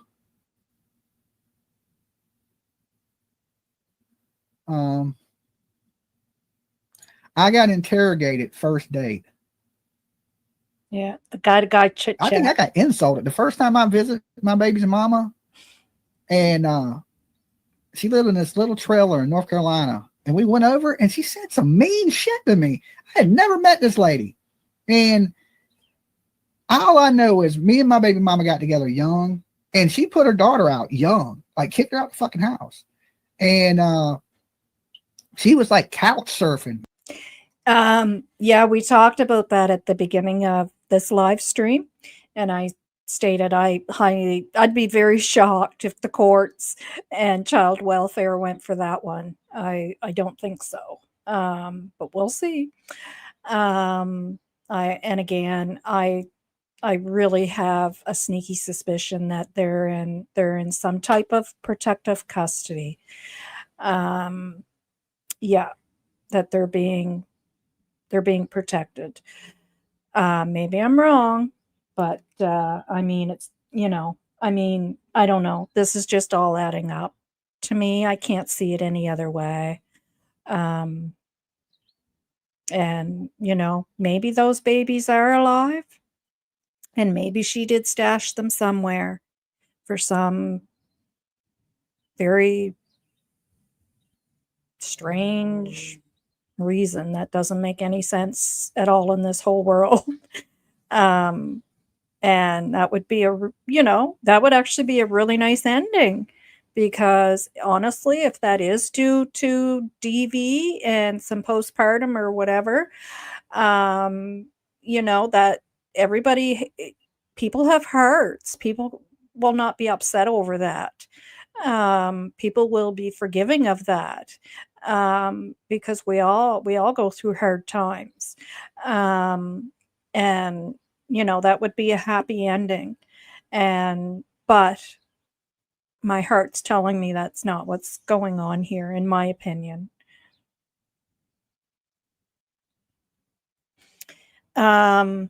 Yeah, and there was something else I was going to say about that, a crime and shame, and I didn't watch all of it. I don't know. Oh, they got that information from Derwood, and that's all I heard of it, because I was getting ready for my show, so I just quickly listened to that part, and that was it. So, again, she left that house when he showed up, which again tells me she felt she wasn't safe there, and she had to go, and she took that baby with her. you know, I'm a mom. I I would be the same way.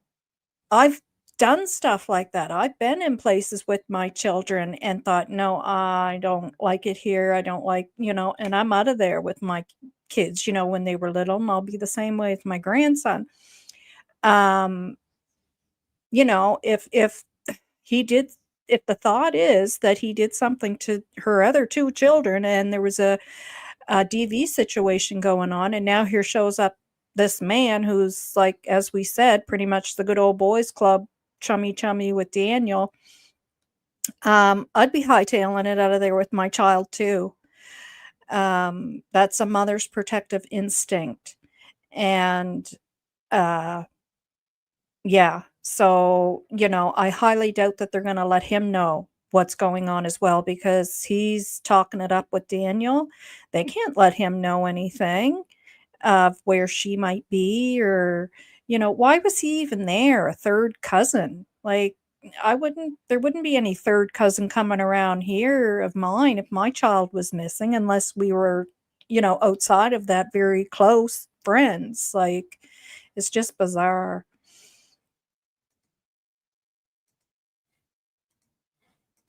When I met her, right?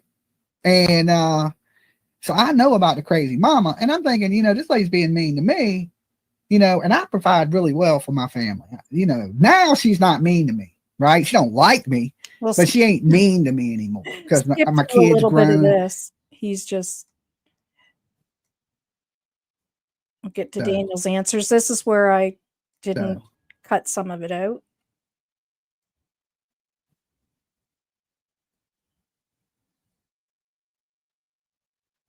Yeah, you have a CPS appointment tomorrow. What they're going to say now about Malehya not being supervised? They're not going to tell you nothing about Malehya. I mean, Father's Day just passed. You're not able to see your child. I know you said you was looking forward to having those supervised visits. And here's the thing. I know the internet has speculated that you're guilty. Okay. I'm suspicious of you, right? But there's no proof that you did anything. None. Right? I don't understand why you would have to have supervised visitation. That's just as much your child as Malehya's. You haven't been arrested. Okay. Right. So another issue for me, which I talked in my other videos. Yeah, why is that? Malehya's allowed to be around the child. Well, according to Derwood, she's not now. But Daniel wasn't. So, I mean, you just have to add that all up.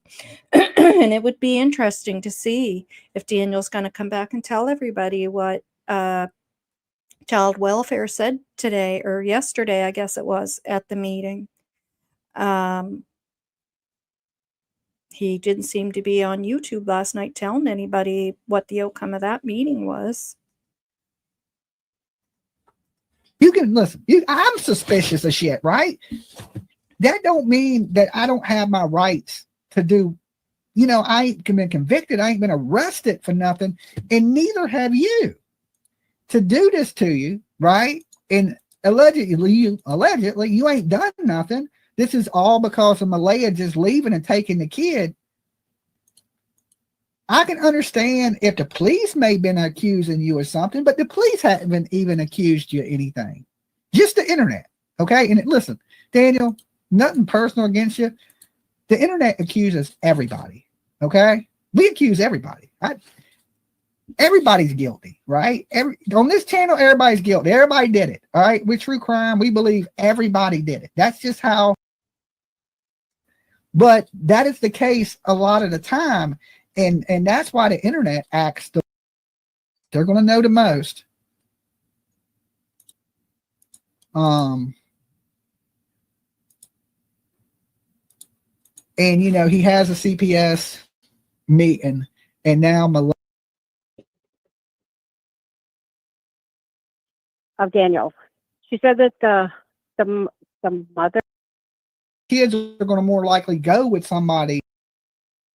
Well, I mean, statistically, most abductions are not by somebody that's familiar with the family or family. Statistically, Yeah. Yeah. And of course, kids are going to more likely go with somebody that they know, That they know.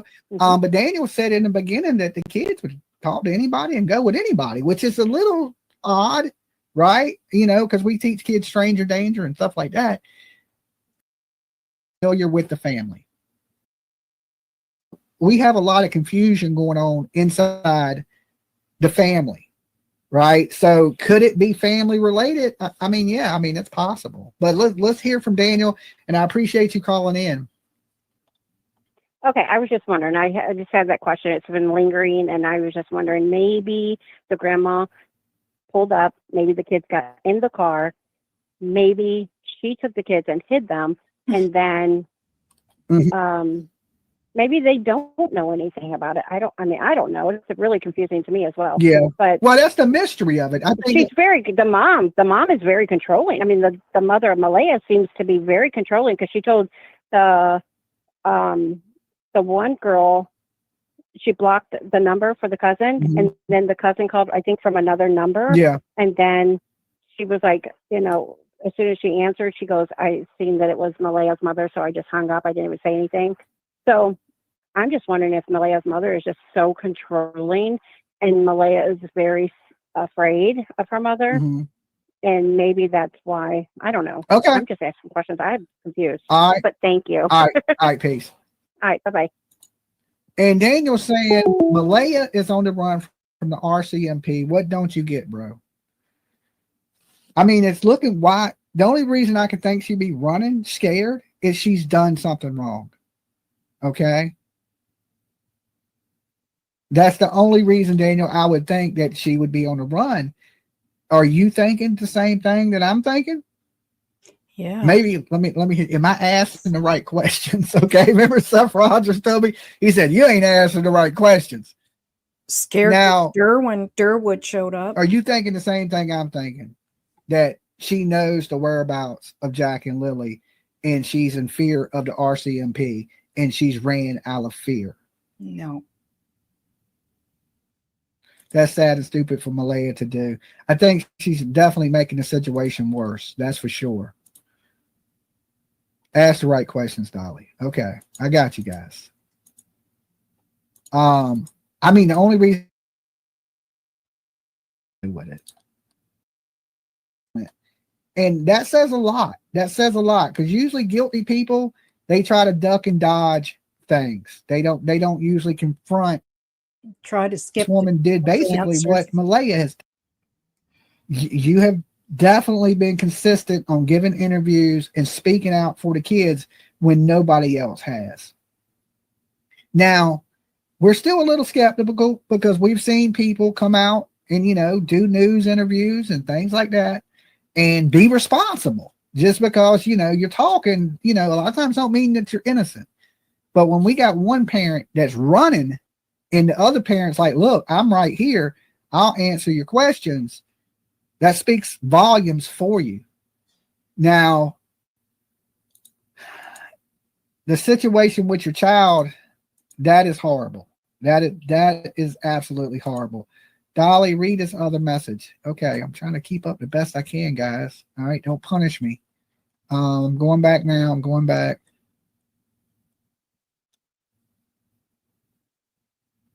Yeah, who's hiding her family? So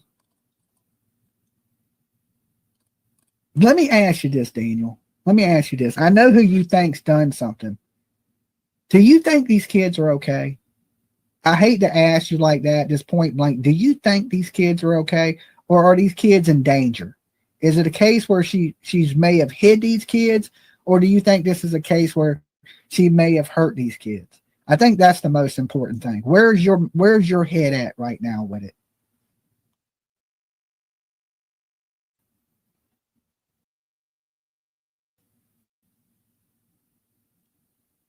Okay, so everybody passed the polygraph, and the polygraph was on the deaf. Everyone passed. So he believes the children. Okay, pause. So he just said everyone passed the polygraph, and the question was asked, did you harm the children? But in the interview on CBC with the National, he stated that he didn't know anything about Malehya's results. So again, it's just constant back and forth with Daniel. Are alive. Okay, well, that I'll be honest with you, that is great to hear. Now, I know this is hypothetical. Would she have any reason to hide the kids? Right? Like, I know there's the baby daddy, but he don't seem to be involved in the kid's life. And it seems like you've been there and potty trained these kids and done so much for these kids. Is there a reason that she would possibly hide these kids for some other reason?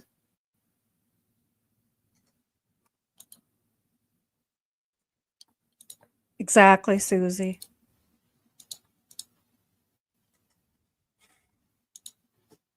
Eventually, Because he says that everybody passed the polygraph on the kids not being deceased. So that's how he knows the kids are alive. Exactly. But he acts like he's right in on the investigations. If you go to It's a Crime and Shame and watch the part about the text, he's going on to the grandmother, how he's in on this investigation with the police. And I was going to go through it today, but I knew I wouldn't have enough time because we're almost at 2 hours now. But yeah, like, it's just, anyways, he talks like he's part of the investigation. I mean, he is, but I don't think in the way he thinks he is. Yeah. We'll skip ahead and get to, well, did he ask the question?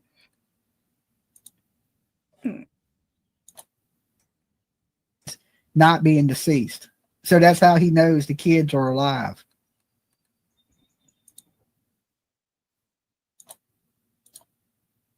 Oh, yeah, okay. Right? I have his account page. Daniel in the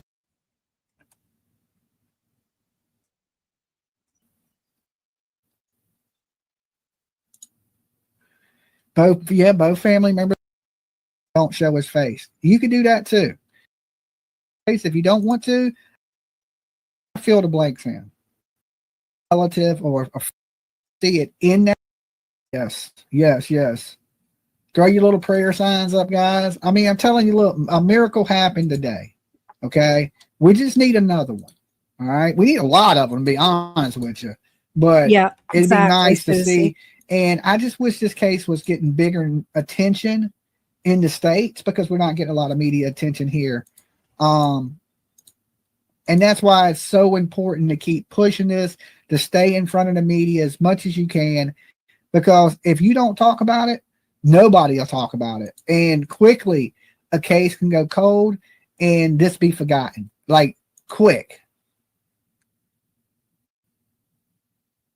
If he had an attorney, certainly would not be chatting on Dolly Vision. No shade intended, Jimmy. So guys, we're almost at 2 hours. So what I'm going to do is I'm going to go over a few more things that I have in my notes here that he actually said during this interview. But you guys, because there's still about 2 hours left of this interview.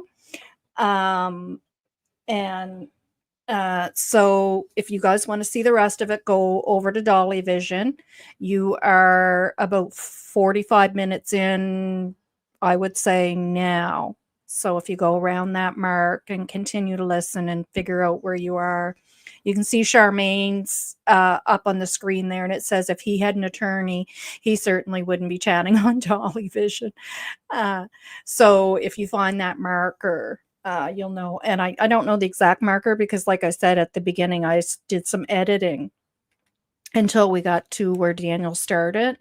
And yeah, so, but some other things that he did say, he stated that there were 2 sweaters missing from his home. And he states that Malehya or her family members took them. And that if they find those 2 sweaters with the kids, he said, now you watch, when they find the kids,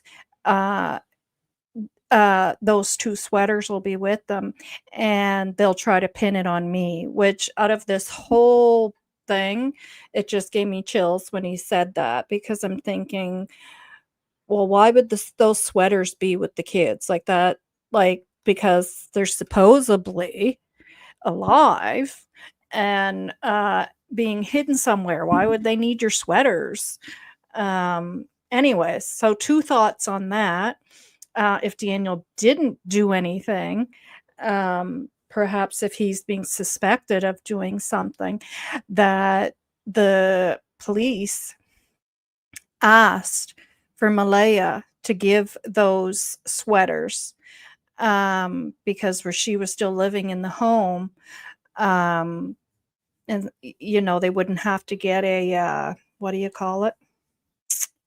Well, I mean, they probably still did because they searched that whole home, but they may have asked her, that they might be sweaters that she thought he was wearing around that day or whenever, around the time the kids went missing, and there could have been evidence on them.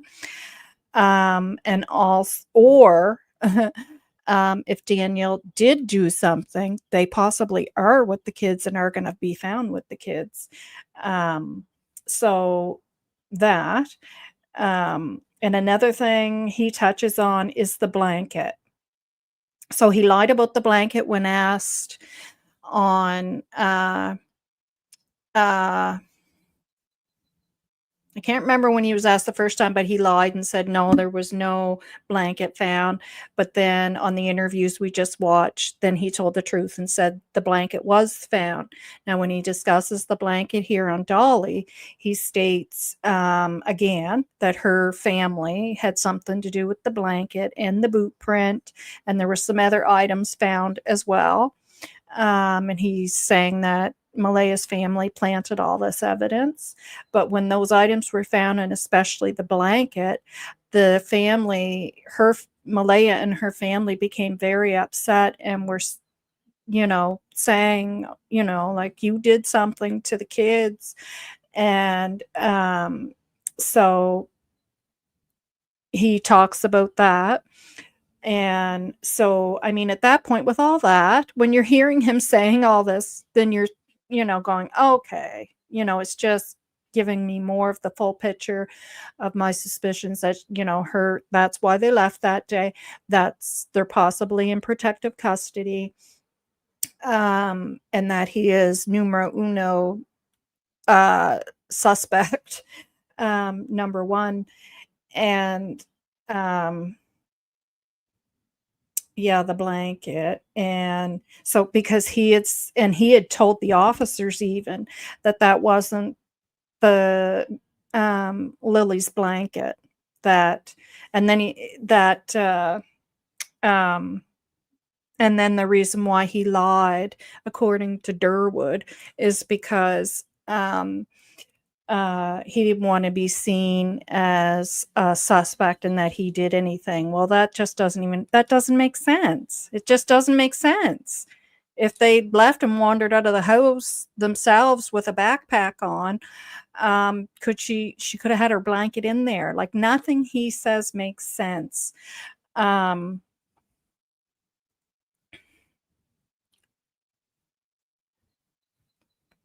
Yeah, exactly, Susie. Exactly.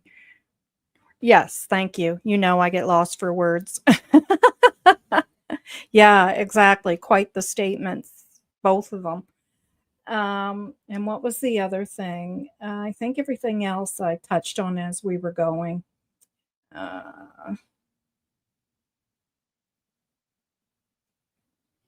Yeah, I think I said everything else. I told you about the $150,000 reward now. I was going to go over the text from Belinda and Daniel, but I knew there just wouldn't be enough time. I think those are just all the questions I have in my head. I have question marks by all those things I'm saying, just to put those thoughts out there to you and those questions, and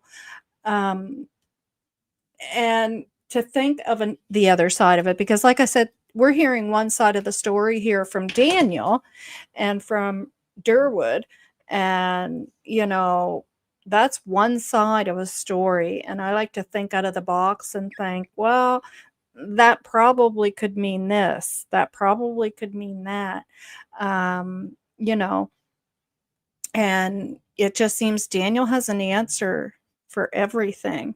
And I can't imagine why Malehya and her I mean, it started off with her mother. Now it's a couple of people in a car.